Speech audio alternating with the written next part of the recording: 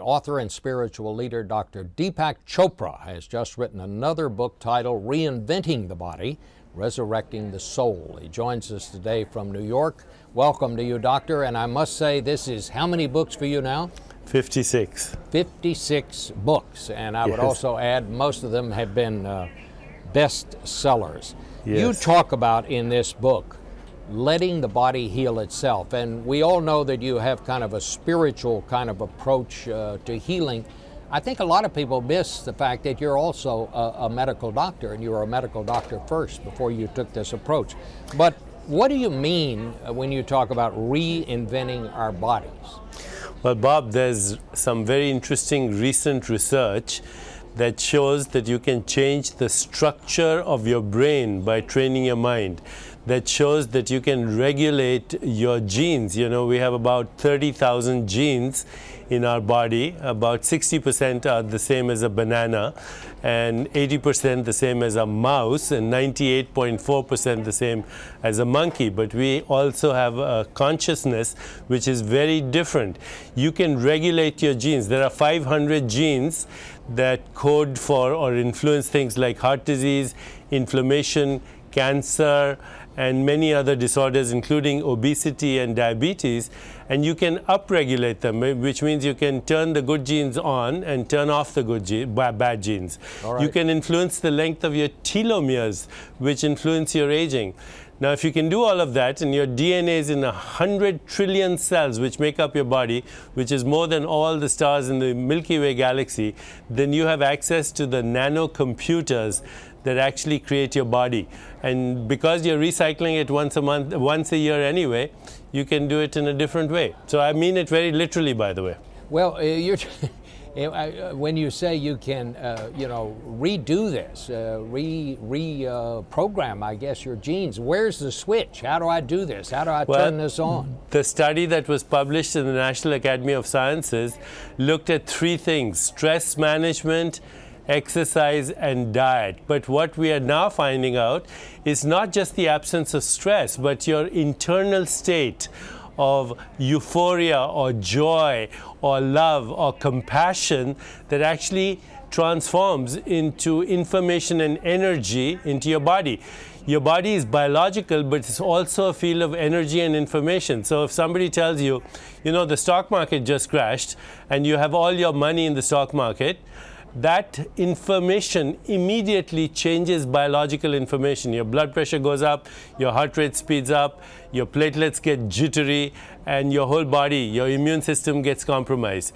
On the other hand, if you get the information that somebody is in love with you and that means something to you, that will internally generate a state of euphoria which triggers release of serotonin and opiates and oxytocin and dopamine, which are not only antidepressants, but enhance your self-esteem, but even more importantly, they're immunomodulators. They modulate the activity of the immune system.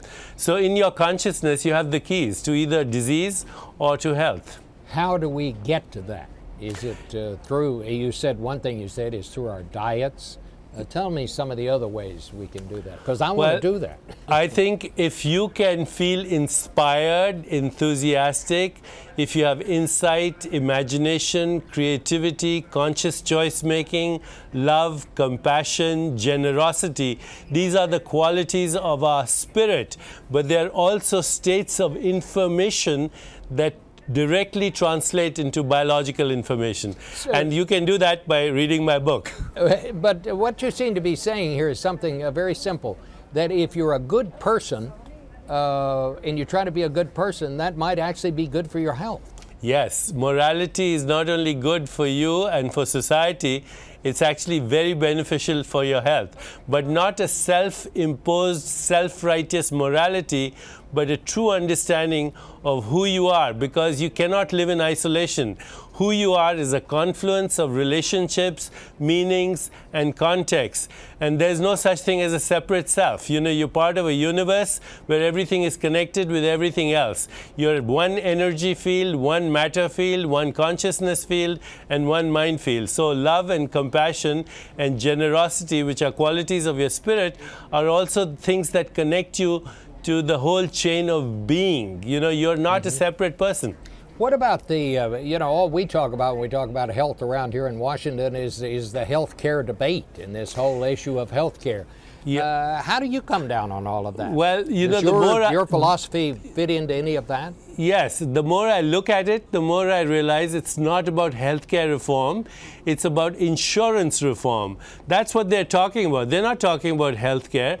I do agree that you need insurance reform, you need public option. I totally support President Obama, but what we're not looking at, Bob, which is a very serious part of our healthcare system, is that it's the only system in capitalism which does not obey the laws of supply and demand, because we physicians, who are the suppliers, create our own demand. A doctor's pen is the most expensive technology. So you have a minor chest ache because you had an argument with your wife, and you go to the emergency room.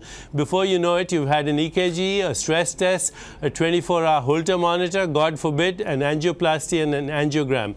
There are 2.5 million unnecessary surgeries done a year.